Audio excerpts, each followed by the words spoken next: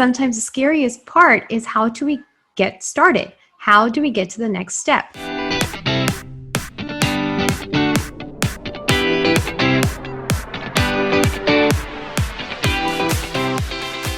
So let me help you today get to that next step. Maybe give you some little tips here and there about how to start your business. Or maybe you've already started your business and you're like, oh gosh, I didn't get that done. And so put that into your to-do list as well for your business so we can get you on a solid foundation. So a lot of times when we start businesses, we are thinking about all these things that we want to do, but we're also thinking about our ultimate thing that we have that actually came to our mind to start that business, right? Whatever that solution is, the problem that you're resolving, the solutions that you are finding, that is your focus. That is where you are inclining and leaning into.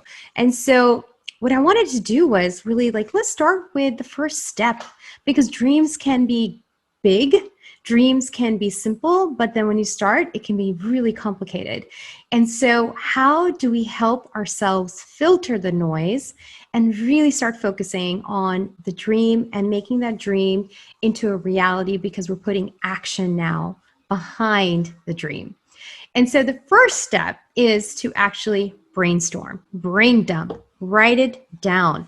Get your Google Docs out or get your paper and pad out, whatever works for you. Get it out, start brain dumping, brainstorming.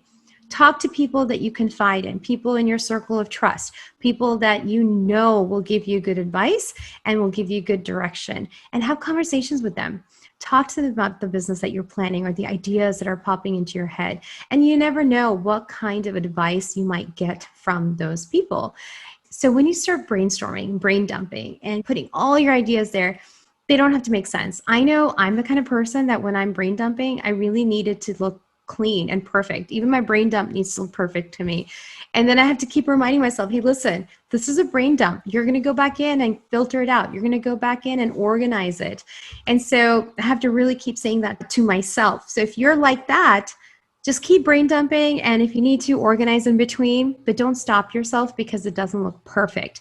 Perfection is something that's not attainable, because once you achieve whatever you think is perfect, you're now trying to achieve something else. And so just start with a brain dump and start confiding in people that you trust and getting some guidance. And once you start doing that, you will then have an idea of where your business is going to be going, where the trajectory of this idea.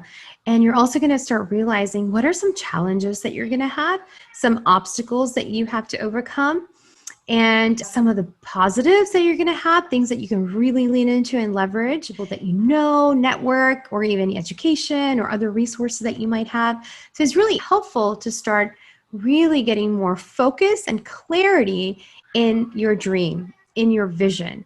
And then what you want to do is take that and put it into a business plan. Business plans can sound daunting. Business plans can sound overwhelming. But the reality is that you need a business plan. And the reason is because the business plan now takes your entire brain dump and organizes it, and also allows you to forecast issues and problems and project how much you need to make at a certain time and how viable your business is. Now, of course, there are projections. Of course, there are estimates. But at the same time, you get a good, solid ground or a footing of where you are starting. So business plans are essential. They help you really clarity to your vision, and it helps you put your vision into a format. And a lot of times when you are looking for investors, or when you're looking for a small business loan, or when you're looking for somebody else to help you financially, they want a business plan. They want to know, where are you going with this vision? This is great, but have you done the market research? Have you figured out how much money you truly need, or is this money that you think you need? What are your expenses? So all these things will fall into a business plan. And market research is important. And it's definitely something that is part of the equation. So you should definitely, put yourself out there, do some market research if you need to, especially for the business plan, and figure out the need for what service or product you are about to put into the market.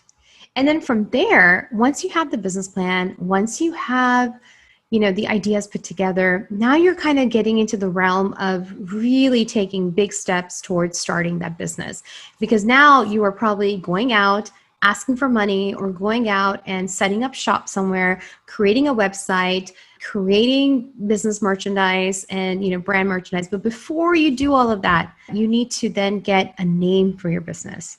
Now, this is the part where I really want you to focus on a little bit.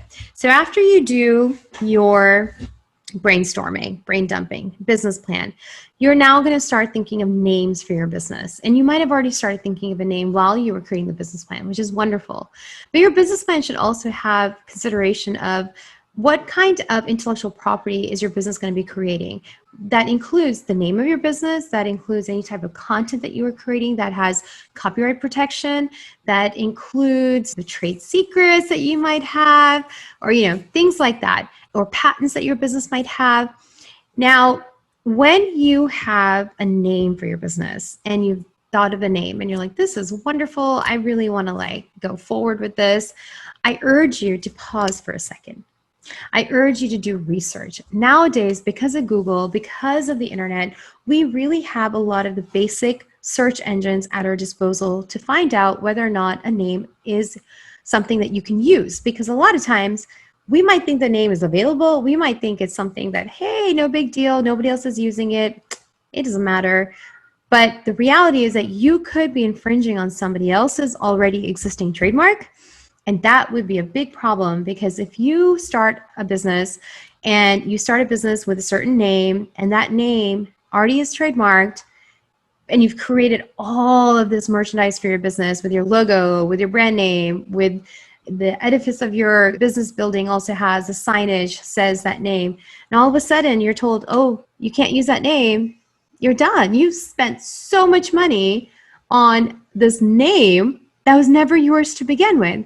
So I urge you that before you start indulging yourself in all of this signage and merchandise and all these things that you would be using your brand name on, do a basic search. The basic search like Google, and then also social media, and then also USPTO. And what happens is that with the USPTO, you know if anybody has federally, nationally taken that name and trademarked it. And if so, just don't use it. Even if it's similar in nature, don't use it. It's better to err on the side of caution and step away and think of a new name, because hopefully you're not married to that name, and hopefully you're not like, oh gosh, I have to have this name. Because what happens is that it can really become a detriment in the future if somebody already owns it and they're going to say, hey, you can't use this name, you have to shut it down immediately. So if it's on the USPTO, immediately, no go, done, move on. And when you start Googling also, and you see that someone might have a similar name as yours, see where they are, see what region they are, what state they're in, what kind of business they're running. Is it in the same industry as you? Are they doing the same similar services or products as you? Are they registered with their trademark in their state, or whether they're registered with their trademark federally? And then you can kind of determine whether or not it is safe to use this business name. But also think about your business. Are you wanting to go national, or are you wanting to stay local in your region or in your state?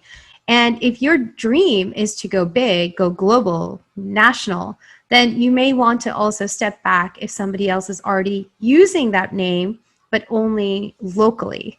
And so finding a name is very important, not just because you want people to get attracted to it.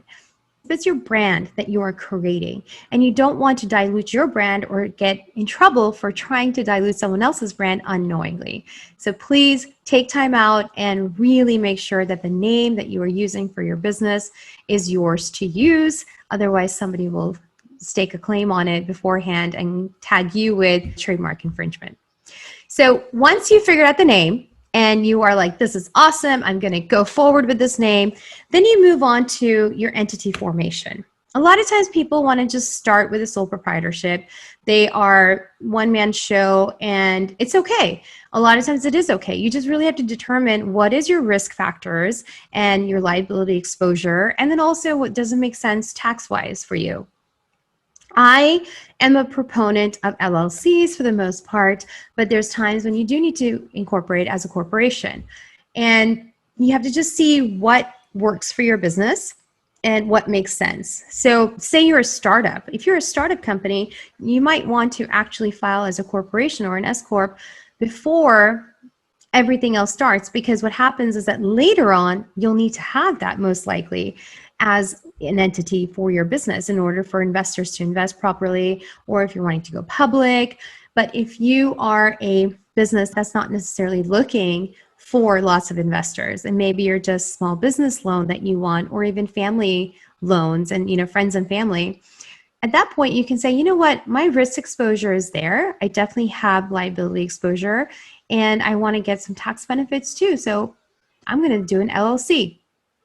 And so you want to see which one fits your business the best way. Talk to your CPA, talk to a lawyer, find out what is the best fit with your business and what aligns with your business strategy. Because at the end of the day, you want to make sure that law is put into place and you're leveraging it as part of your business strategy, not something just to protect yourself, but part of your business strategy. And that way you are now thinking about the future. You're thinking about 10 years down the line, what's the big picture? Where do I want to be in 10 years? And so what do I need to do today in order for me to be there in 10 years? And so you really need to start leveraging the law part of it and also, of course, the financial part of your business, because they too are married. There's absolutely no way to disconnect them, and there's no way to run away from them also in your business. So those are some things that you truly need to start thinking about. And of course, the business plan will help you, but having conversations with coaches or with other people in your circle will also help you think and help you also see the bigger picture. Now, after you have figured out the entity formation, you need to do an EIN. So your EIN number is your employer identification number. It's a number that's required for the IRS, for federal tax identification number. It's a 9-digit set of unique numbers that protects your business and provides the corporate veil, but also identifies your business. A lot of times, if you're a sole proprietor, you don't need an EIN number and you can use your social security number.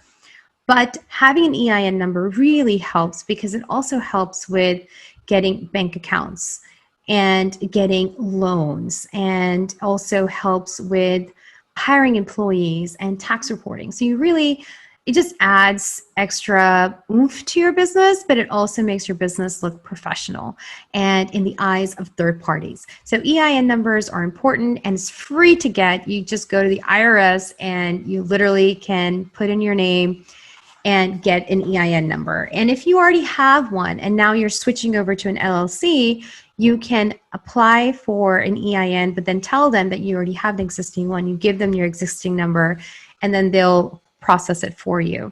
But EINs are free and you can go to the IRS website and get that done.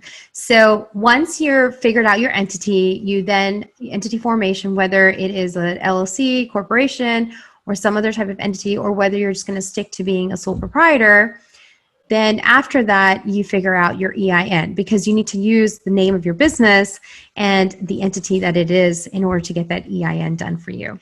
Now, if we go to from the EINs and getting your business foundation set up, also what I really urge is to have separate bank accounts for your business, whether you are solo, general, LLC, corporation, or anything in between. You need to have a separate bank account for your business. Have your funds separate from each other. They should not be commingling in any form or fashion. So with a separate bank account, you also need to get a separate credit card for your business. So that way you can use your credit card for business expenses rather than using your personal bank account, your personal things for business expenses. And make sure that you don't use the credit card for your business for personal expenditures. Don't commingle those funds, because once you start commingling funds, especially if you're an LLC or if you're a corporation, then what happens is this corporate veil of protection, where the corporate veil is essentially protecting your personal assets from any type of judgment or anybody running after them if they have a grievance with you and they're filing a lawsuit. Then if you're commingling funds, if you're just not keeping them clean and separate, somebody can run after you and your personal assets. So keep it very clean, keep it very uncommingled. And so from there, you've done your brain dump, you've done the business plan for yourself, you've now created this beautiful name for your business, and you have figured out what type of entity you want, you've done the EIN, you've created a bank account, you have a credit card. Now you are going to kind of go into any type of licensing that your business might need or permits that your business might need. Go to your local, your state, and federal. Those are the three areas that you need to look, because sometimes local ordinances might require certain permits and licenses, whereas a state may not or the federal may not. So make sure you have satisfied all types of requirements that you might need. So don't forget it. Sometimes it's forgotten, and you need to go and make sure that you're getting the right permits and licenses that you do need for your business and in the state that you are conducting business, and also local laws as well. Now, I talked about the money and keeping it clear and keeping it separate because, well, like I said earlier, finances and law are totally married. Like there's just no way to disconnect the two. And so when you do that, it also just helps you have a easy financial roadmap also, where you know where the money is going, you know how much expenses you have, how much money you have in the bank, how much money you have to do any other expenses as well. So it really takes a lot of the burden off of your stress, because that causes a lot of stress ultimately. Now, for your finances, I urge you to get a bookkeeper or a CPA. I made that mistake by not doing it in the beginning. And I think it's such a huge mistake. It's an investment that you want from day one. Because if day one your books are clean, your books are organized, you are going to be golden when it comes around to tax day. You're going to be golden when it comes around to trying to get a loan or money from someone else, or just, making sure that you can pay the bills and pay your employees, because, hey, you want to scale, you want to grow. And in order for you to scale and grow, you have to have money. And if you don't have money because you're confused about it, get a bookkeeper now or a CPA now. So make sure that you can project and scale and grow. Now, building your brand, we're excited about the name. We're excited about all of these other things that are happening in our business. And we want to be protective of our brand. We want to be protective of our business. If the name that you have created is something that you're like, oh yeah, this is absolutely something that describes my brand so well and identifies my brand, that when somebody sees it, they know it's my brand, trademark it. Trademark it sooner than later. Because if you're married to it, this is it. Run for it, do it. You can do a state trademark registration. You can do a federal trademark registration. State protects you in the state, federal protects you nationally. And you also have the ability then to internationally extend your trademark depending on the countries, and you might have to just go and do it there too. But the idea is to be protective of your trademark, be protective of your brand, whether that is the brand name or the mini trademark things that you're creating, whether it is a program or a course or something that's very specific to your business and it's a brand identifier, then don't be scared to start thinking about the trademark and going down the trademark route, and protect your business from day one. If that is how you want to do it, then that is something that is absolutely okay to do. And if you want to pause, figure it out, create that brand name, create that identifiers for your brand where people know it's you, you can do that too. Another thing to think about is the DBA. DBA is doing business as, or also known as assumed name. And DBAs are sometimes given this misnomer that if you do a DBA, you don't have to file for an LLC or register for an LLC or a corporation.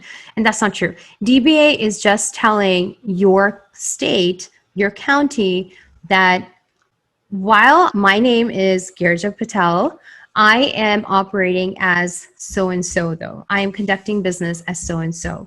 So if you're not conducting business with your namesake, then you need to file a DBA. And that's just giving notice to the state, to your county, that you are conducting business with a certain name. If you have an LLC and you want an LLC, you have to file for the LLC. You can't just file for the DBA and assume that you've done an LLC. Filing for an LLC also is not filing for trademark. There's two different things. So filing for the LLC, you can have a generic name for the LLC, and then you can have other DBAs under that LLC where you can then file with the state. And with that point, you are letting them know that, hey, I have an LLC, but I'm also doing business as ABC and XYZ. And so that way, they know that your company exists, but they also know that you're functioning as these names as well. So that's what a DBA is. It's just giving notice to the state that you are functioning with a different name as well, and you're, running business with a different name as well. But it's not a state filing of LLC. It's not comparable to that type of a state filing, nor a corporation state filing as well. If you have any other questions, please don't hesitate to email, to send me a DM. I hope this was helpful. If this was helpful to you, share it with somebody else as well. And of course, grab the show notes so you know the different aspects that you need for starting a business. And good luck to you.